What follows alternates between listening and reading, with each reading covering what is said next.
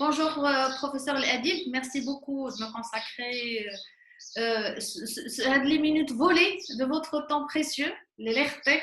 Je sais que vous êtes au service et que vous avez plusieurs engagements, donc on va y aller directement. Donc, professeur El-Adib, vous êtes directeur du Centre de simulation et d'innovation des sciences de la santé à la faculté de médecine de Marrakech. Vous êtes chef de service de réanimation gynéco-obstétrique au CHU de Marrakech et vous êtes enseignant en anesthésie et réanimation. Professeur El-Adib, quel est votre secret pour tenir le coup? Pris au dépourvu. Juste pour vous changer des questions habituelles. Comment vous faites? C'est la passion, c'est la passion. Ah, comment Tout simplement la passion du métier, la passion que ce soit du métier de médecin et le métier d'enseignant. Et puis parce que je suis un peu platonique, je crois en un avenir meilleur et un Maroc meilleur. Que tout le monde peut donner le mieux de ce qu'il peut et qu'on peut évoluer ensemble. on le croit tous, bi'idnillah, cette journée nationale de médecine générale et on espère être une force de suppléance et de résilience pour notre système. Donc, votre avis sur tous les moyens techniques qui ont été mobilisés, les ressources humaines, les protocoles, en résumant les 5 derniers mois, ça donnerait quoi pour vous? De l'effervescence chaotique, naviguer naviguer à vue d'œil, tout est nouveau. C'était une expérience incroyable. Et ça continue d'ailleurs, c'est pas fini. Euh, c'est une expérience phénoménale à plusieurs égards. On a vu l'humain, on Ouais. a eu peur à un certain moment. On s'attendait au pire, Oui. franchement. On s'attendait à la catastrophe. On n'allait pas tenir s'il n'y avait pas des décisions prises adéquatement. On a vu des pays de grande envergure du système de santé qui se sont écroulés et les résultats vont arriver par la suite. Mazel Saktin, il y a encore du silence, mais après, ça va se payer sur le plan politique, sur plein de. Et puis, il y a un tribut de mortalité très lourd. Alors, il y a beaucoup de baraka, mais aussi de décisions extrêmement courageuses des plus hautes instances de l'État. On a écouté les scientifiques. Il y a eu beaucoup de collaboration. Je me considère comme quelqu'un qui a participé activement à ce qu'il y ait beaucoup de communication, qu'on puisse faire face ensemble à ça. Et puis, il y a eu un mouvement citoyen général. Certes, pas de tout le monde, parce qu'il y a des destructeurs partout dans tous les domaines. Mais n'empêche que on est encore loin du scénario catastrophe auquel on s'attendait. Mais il faut rester vigilant parce que ça risque de revenir. Une deuxième vague, si des bêtises sont commises. Et puis, il y a les malades, les autres, qui sont laissés pour compte en ce moment-là, qui n'ont pas de chance d'avoir leurs soins adéquats. Et on commence à voir des malades dans des situations qui se disaient historiques d'avancée de la maladie. Et donc ça aussi, c'est un challenge qui nous attend tous, sans exception, pour les semaines et mois à venir. Et puis, par la suite, toutes les retombées sociales, psychologiques, économiques qu'il faudra dealer avec pendant un certain temps. Et puis, les données scientifiques sur les virus, ça m'a fait beaucoup de choses. Il y a encore de la connaissance à connaître. Donc, extrêmement enrichissant ces 5 derniers mois. Je les ai vécus vraiment, moi, 5 derniers mois, parce que depuis décembre, j'étais dedans. Très bien. Donc, ce que vous dites résume complètement la situation. Ça veut dire que tout a été remis en cause quelque part. Et dans toute crise, il y a l'opportunité de faire mieux. Et donc, comment est-ce qu'on va construire? Parce que j'ai vraiment l'impression qu'on va reconstruire le système de santé. C'est juste une impression de nous du côté de l'ambulatoire et de la médecine générale ou la même vous du côté hospitalier. Il y a eu des décisions qui ont été prises, à la limite sans Covid, elles n'auraient jamais pu l'être. On ne pensait pas être capable de mobiliser autant de moyens aussi rapidement. Oui, certainement. C'est vrai qu'il y a eu beaucoup de choses, mais ça a été fait parce qu'il y a eu une volonté politique. Ah, Chose qui nous manquait depuis des années, parce que nous, le système de réforme de la santé ou de refonte de la santé, certes, c'était Sa Majesté en a parlé de refonte du système de la santé, mais on a peiné à attendre. On attendait depuis très très longtemps et tout le monde en parlait de plusieurs solutions, mais ce qui nous manque, le gros manque, c'est la volonté politique, c'est le courage politique, c'est de pouvoir prendre des décisions catégoriques de refonte, de justement. refonte, exactement. Pas de réforme. Euh, oui, ça fait combien de temps que des collègues généralistes parlent de parcours coordonné de soins? Alors, Ça fait combien 20 de temps minimum, minimum. Il y a des collègues, je connais des collègues, ça fait des années qu'ils parlent d'un truc simple. Il lui faut juste du courage politique. Ça fait combien de temps qu'on parle de euh, carte sanitaire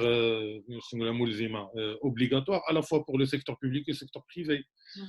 Et là, même sur la collaboration secteur public-secteur privé, il y a eu des défaillances au niveau de la prise en charge de cette crise, des défaillances de communication d'abord, oui. en dehors mais n'empêche, bon, on dit on a besoin, on connaît nos priorités, on a des visions, mais le courage politique peine à arriver, franchement.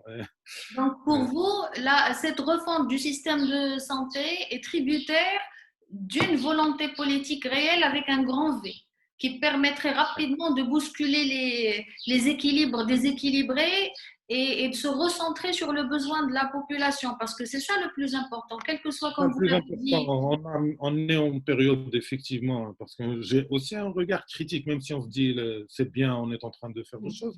L'exemple type, c'est que il y a eu depuis 2 jours une proposition d'un texte de loi sur le droit de substitution. Ça a entraîné un tollé de discussions inutiles, alors qu'il y a des aspects qu'il faut prendre en ça, et que qu'on enlève les égos respectifs des corps et de protection des Corporation. intérêts financiers purs, alors que le patient pourrait bénéficier d'une Oui, collaboration de secteur.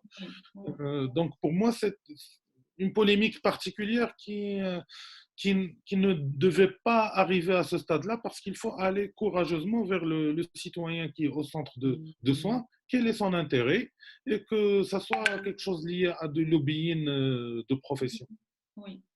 Bon. Je suis très direct, moi. Oui, je l'ai compris. Vous pouvez, de votre position, le dire. Alors, comment vous voyez un post-Covid où les généralistes privés seraient plus impliqués? J'insiste sur les généralistes privés parce que je sais que les collègues du public, de par le fait qu'ils sont sous la tutelle du ministère de la Santé, à partir du moment où la mobilisation s'est faite, ben, ils ont été mobilisés à 200%. Il y a une surcharge de travail, il y a des conditions difficiles, l'accès des centres de santé a été régulé. Donc, le centre de proximité qui était porte ouverte pour la population ne l'est plus. La difficulté d'accès aux soins, on aura l'occasion de les voir dans une entrevue avec un représentant de la population. Et donc, dans cette démarche-là, il y a 5000 et quelques cabinets de médecine générale privés à travers tout le Maroc qui sont équipés, où il y a au moins un médecin et une assistante, et qui, à la limite, ont été sous-utilisés. Donc, Ouais. pour nous, cette crise sanitaire, moi, ça fait 20 ans que j'exerce, je me suis dit, cette crise sanitaire va permettre rapidement de mobiliser à l'échelle territoriale les collègues généralistes privés comme officiers de santé dans la riposte à cette crise. Ça n'a pas été le cas. Je ne suis pas très d'accord. Je pense que ça a été le cas. Il y Allez-y. a énormément de médecins généralistes dans le secteur privé qui ont pris leurs responsabilités, qui ont fait énormément de choses. Il y a des collègues qui ont fait de la téléconsultation, des collègues qui appelaient leurs patients, surtout les gens qui sont imprimés par cette notion de médecine de famille, et qui sont des vrais médecins de famille, des médecins de proximité qui ont un réseautage. Ils ont joué leur rôle très, très, très fort, et parce que j'ai des contacts avec plusieurs personnes dans plusieurs villes. Euh, Ça a donné l'impression que l'euro n'a pas été joué, mais c'est juste une impression à mon sens. Je pense que les médecins généralistes ont joué leur rôle, et d'ailleurs, ils ont participé à ce que le résultat soit comme ça en ce moment. Parce que l'une des problématiques qu'a vécu l'Italie, Oui. c'est parce que leur système, il est bâti sur un système hospitalier. Et il n'y a pas de médecine de première ligne. Alors que le Maroc, l'une des raisons, parce qu'il y a de multitudes de choses qui ont fait le résultat actuel, l'une des raisons principales, c'est que la médecine de ligne a marché, il a joué son rôle, et il a encore du rôle à jouer. Et justement, et c'est ça la grosse problématique, c'est qu'on n'a pas de data, on ne sait pas ce qui s'est passé. S'il y avait un système informatique où les gens collaborent, où ils entrent leur data, leurs consultations, pas obligatoirement sans qu'il y ait, parce que aussi le fisc n'aide pas, forcément que les gens ont peur de remplir des datas. Donc il y a une interférence économique aussi importante. Je ne sais pas si on aura le temps de parler du fisc, mais ça c'est aussi des mesures incitatives dans le futur extrêmement importantes vis-à-vis du médecin privé, qu'il soit généraliste ou autre, parce que la plus-value dans la société, elle est phénoménale. Je ne vais pas ressortir les statistiques. Le système privé marocain, davantage le système des médecins généralistes, joue un rôle extrêmement important dans le système de santé. Et comme vous l'avez dit, qui n'est absolument pas quantifié, donc on ne sait pas ce qui se passe. Absolument pas. On a l'impression que le ministère, c'est plutôt un ministère qui s'intéresse plutôt qu'au secteur public, malgré qu'il fait mais l'image que ça donne, c'est que c'est plutôt un ministère de la santé publique et pas un ministère de la santé en général. Ouais. C'est l'image qui est donnée. Ouais. Il faut modérer les nuances. Et puis, on n'a pas de données et de data sur ce qui se passe dans le secteur privé vrai, chiffré. Pour pouvoir, à la limite, pour pouvoir faire un plaidoyer. Quand je vous disais que les généralistes n'ont pas été impliqués, je n'omettais pas effectivement les efforts à l'échelle individuelle. À mon sens, une implication aurait été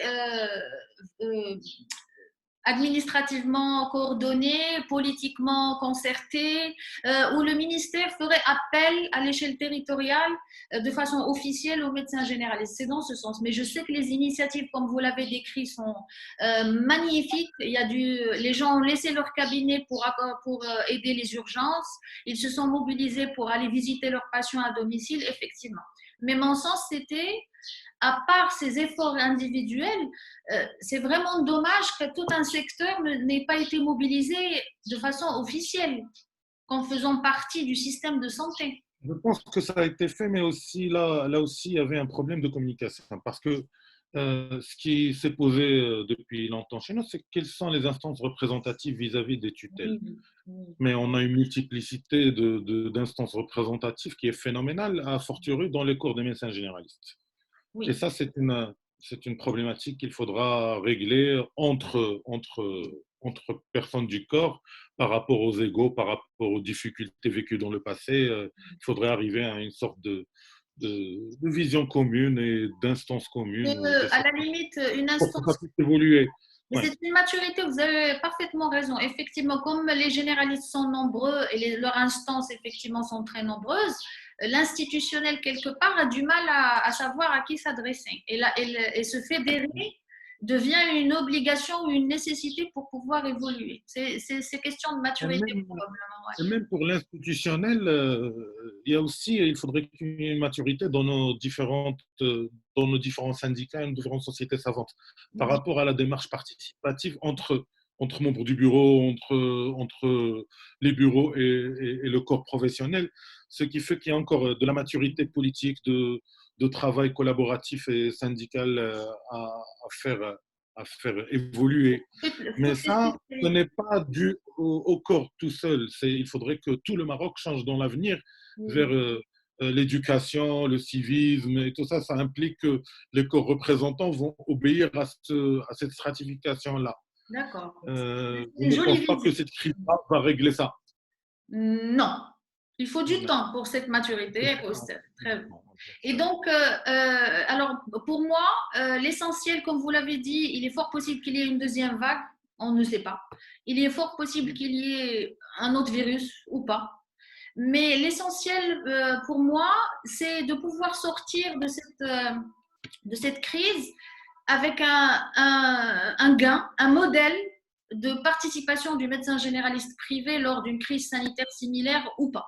À la limite, que ça serait une espèce de protocole mis en place, mais avec les instances des sociétés savantes. Je n'avais pas terminé tout à l'heure, j'ai oublié moi-même. Le médecin généraliste va jouer plusieurs rôles un petit peu partout.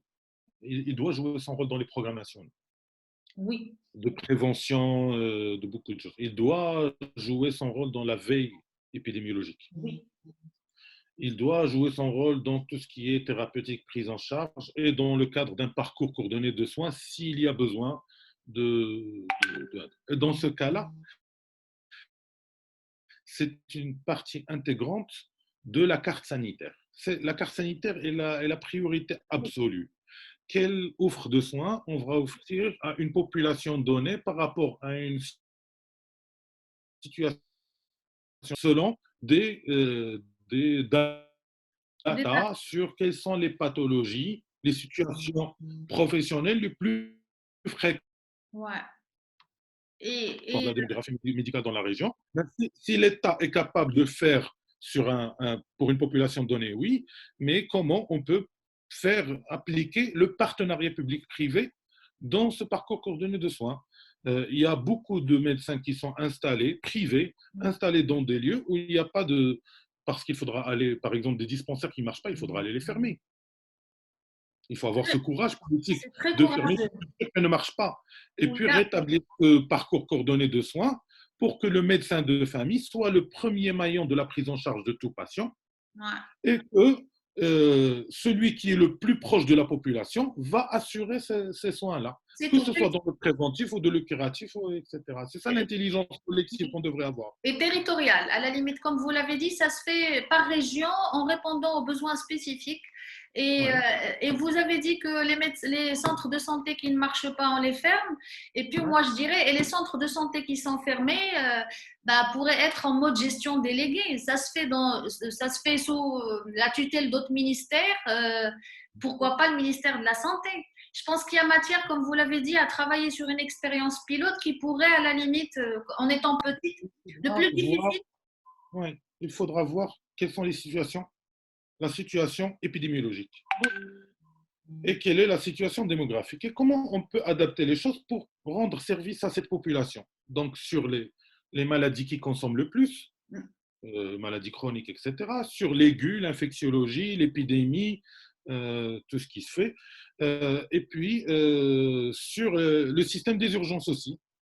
Comment articuler parce qu'il faudra qu'on ait un système de régulation médicale, régalienne, certes, mais qui pourrait se faire en partenariat public-privé avec les médecins généralistes privés notamment, avec un système d'ambulance privée, etc. Comme ça se L'essentiel, c'est fait. que chaque citoyen en situation d'urgence pourrait avoir un accès rapide à une structure qui le prend en charge correctement via des moyens ou des médecins de tout secteur qui ont un cahier de charge de compétences, un cahier de charge de comment les motiver vers deux systèmes, que ce soit un cadrage. Et là aussi, le médecin généraliste privé va jouer un rôle très, très important. Puis un aspect dont je n'ai pas parlé, c'est l'aspect formation. Que ce soit la formation et l'information de la population. Et donc, il faudrait que les médecins, qu'ils soient du public ou du privé, participent aux programmes nationaux d'éducation sur voilà nos priorités nationales en termes d'éducation sanitaire à la population, santé maternelle, santé de la femme, sexualité, Oui, les urgence, thèmes sont variés. des choses comme ça. Et là, ce n'est pas que les médecins publics qui vont le faire, c'est un système régalien qui devrait le faire, À la impliquer limite, les médecins généralistes. le collègue du public, il est demandeur s'il y a de l'aide.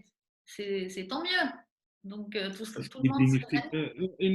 Je pense qu'il faudra changer de paradigme moi, médecin public, médecin privé, pharmacien. Ce n'est pas l'approche qui devrait se faire. Quelle est la place du citoyen? C'est le citoyen qui est au centre. C'est le citoyen qui doit nous définir ses objectifs. C'est nos parents, c'est nos frères, nos sœurs. Et puis, si on a des citoyens d'un certain niveau intellectuel, il faut les intégrer complètement dans La ce que prise de j'appelle, décision. moi, un débat sociétal autour de la santé. Parce que le projet et le courage politique, il devrait venir d'un débat sociétal, avec une vision sociétale, et qui n'implique pas que les médecins ou qu'un secteur. Voilà, on met le citoyen au centre. Qu'est-ce qu'on va offrir tous à ce citoyen bien entendu, dans un cadre où tout le monde ait ses droits, ses devoirs, sa motivation, et j'en passe. Donc, si j'ai bien compris, tout est possible dans cette ère post-Covid. Et les deux paradigmes, comme vous l'avez dit, c'est que la multitude des structures de médecine générale, à la limite, pose problème. Donc, il y a matière à fédérer, à maturer. Il y a peut-être aussi une capacité à faire le plaidoyer de façon différente, comme vous l'avez dit, avec des datas, des projets pilotes, des choses pratiques et pas simplement une revendication de positionnement. À la limite, tout le monde est d'accord. Tout le monde est d'accord que la place du généraliste est là, mais Oui, est-ce que mais il faut que les médecins généralistes eux-mêmes soient sensibles parce qu'on a l'impression qu'il y a des leaders d'opinion, plusieurs, mais la base n'est pas complètement impliquée dans une démarche constructive ensemble. Euh, je pense que cette crise-là, cette épidémie-là, a fait ressentir le rôle que chacun pourrait jouer. Il faut capitaliser tout de suite, là maintenant, tout de suite. Il faut capitaliser dessus. sur la C'est base? vrai que ouais, tout le monde s'est rendu compte des priorités nationales, éducation, santé. Voilà. Forcément, l'économie viendrait par la suite, mais c'est ça les priorités, on le connaît. Mais on ne pourrait pas construire comme ça avec les mêmes têtes il faudrait que tout le monde soit porteur de ce projet, soit actif dans ce projet-là. C'est C'est ça énorme. la difficulté qui va arriver. D'accord. Et quelle serait la responsabilité des facultés de médecine, cette fameuse responsabilité sociale des facultés de médecine qui fait qu'à un moment donné, on forme des généralistes qui, des fois, sont un petit peu perdus quand ils sortent du cocon de l'hôpital. Euh, Est-ce Alors, qu'il y a matière à accompagner cette maturité de généraliste à pouvoir faire et à mieux faire et à savoir faire? il faudra, à mon sens, il y a eu une réforme des études médicales qui a apporté beaucoup de choses intéressantes, mais cette épidémie vient de montrer les limites de cette réforme, justement. Les limites, c'est qu'on a maintenu le système de cours à l'amphithéâtre avec les programmes, une approche par pathologie, alors que maintenant c'est une approche par projet, qu'on appelle l'approche par syndrome, par symptôme. Il faudra qu'on revoie nos programmes. Dans ces programmes, il faut qu'on revoie nos priorités. Nos priorités d'enseignement, c'est ce qu'on a vécu, l'hygiène, la gestion, l'organisation. Il y a des choses qui sont apparues qui nous sont très peu enseignées dans les facultés de médecine. Ouais. On s'est rendu compte que les facultés de médecine, il faudrait qu'ils gagnent en termes d'apprentissage en compétences procédurales et de Oui. savoir-être et de communication et de gestion, etc. Chose qui manque. Et donc, revoir les programmes, revoir les priorités dans ces programmes. Il faudrait, bien sûr, pour avoir ces programmes, il faut que le référentiel métier-compétences du médecin généraliste soit établi. Il faudra avoir pris la décision courageuse. Est-ce que la médecine générale va rester comme elle est ou bien elle va passer à une spécialité de médecine famille? Est-ce que ça serait pour tous? Est-ce que ça serait une compétence? Comment motiver chacun dans ce domaine-là? Et puis, en fonction de référentiel métier-compétences, il faut faire le référentiel de formation. Une fois le référentiel de formation il est là, ben, il faudra aller voir les modalités d'apprentissage. Ben, on s'est rendu compte qu'on est capable, dans toutes les facultés de médecine marocaines et dans l'université marocaine, de faire énormément de choses en interactif sur les réseaux sociaux, sur des plateformes de formation. Et donc, toute la connaissance théorique est maintenant accessible. Donc, pourquoi on va ramener les étudiants à la faculté dans des amphis à 400, 500 personnes et discuter ce numerus clausus alors qu'on a d'autres alternatives sur les connaissances déclaratives? Donc, il faudra mettre le paquet sur les autres compétences et les autres modalités d'apprentissage interactif, brainstorming, travail de groupe, travaux pratiques, simulation médicale. Et la simulation va devoir gagner énormément dans cet apprentissage. Donc, même dans les facultés de médecine, il y a énormément de travail qui va être fait et la réforme des études médicales, il est à rediscuter, à revoir. Donc, il y aura une refonte de C'est la ça, il réforme. devrait, il devrait avoir une rediscussion. La réforme, il vient d'arriver, donc il faudra l'évaluer et voir en fonction de ce qui s'est passé, mais je pense qu'il faudra aller vers une refonte des études médicales. Ça n'engage que moi. C'est l'enseignant qui parle. Mais si on parle de formation initiale, il y a aussi la formation continue. Continue. Et je pense que c'est la même démarche. Il faut établir les référentiels métiers en compétences. Il faut créer que nos corps de métier, nos sociétés savantes fassent le travail d'établir des référentiels métiers et compétences. Et si on a des référentiels métiers et compétences, ben forcément, le Les référentiel programmes sont formateur, là. Mais voilà. écoutez, à vous entendre, les choses sont claires, les étapes sont claires. Comme vous l'avez dit, il manque la volonté, celle du haut, et puis les corps de métier concernés qui doivent bouger, comme vous l'avez dit. Parce qu'on a l'impression qu'on attend toujours ce que ça vienne de haut, du haut, Oui. et que même si ça vient de nos communautés, c'est toujours quelques personnes qui essaient de batailler tout seul, alors que c'est l'affaire de chacun. On a eu l'habitude au Maroc de se lamenter sur c'est l'autre, c'est toujours l'autre, Oui, alors que c'est pas vrai du tout. C'est en chacun de en nous. nous. Chacun de nous a Ah. énormément de choses à faire. Un Et dernier de, mot pour... et de diminution de l'ego Oui, et beaucoup de résilience. oui. C'est ce qu'on prépare alors tous. Un dernier mot pour les généralistes marocains dans le cadre de cette résilience. Je l'ai dit, Alia. Et, euh, euh, les généralistes marocains sont très forts. C'est une réalité, ils l'ont montré à travers l'histoire. Ils sont très forts sur beaucoup de plans. Ils ont sorti depuis des années, moi j'ai beaucoup d'amis, beaucoup d'idées extrêmement importantes. Il y a eu des sociétés qui ont développé des choses sur la formation continue innovantes. Le gros manque à gagner, c'est de pouvoir euh, oublier des choses dans le passé et aller vers l'avant. Essayer d'être résilient avec le passé et aller vers l'avant parce que le manque à gagner, il est énorme et tout le monde peut gagner, essentiellement bien sûr le citoyen. Oui, Et quand le citoyen est épanoui, ben le professionnel il est forcément épanoui. Et ça met la pression sur le pouvoir public pour pouvoir faciliter, le changement. faciliter le changement. Notamment, il y a des choses sur le plan fiscal qu'il faudra faire, sur les rémunérations. Il faudrait de la sécurité sociale pour tous. Il faut Oui, un oui, système de oui. sécurité sociale pour tous. On ne peut pas avancer sans ça. Donc, il y a beaucoup de choses, mais au lieu de s'aller sur les détails, sur l'ego, on pourrait construire beaucoup plus. Vraiment, on pourrait avancer. J'en suis sûre. Merci beaucoup, professeur Ladi, pour vos conseils. Merci beaucoup pour ce temps précieux. Je vous souhaite une bonne fin d'après-midi et à très très bientôt, bi'idhnillah. En réel ou en virtuel.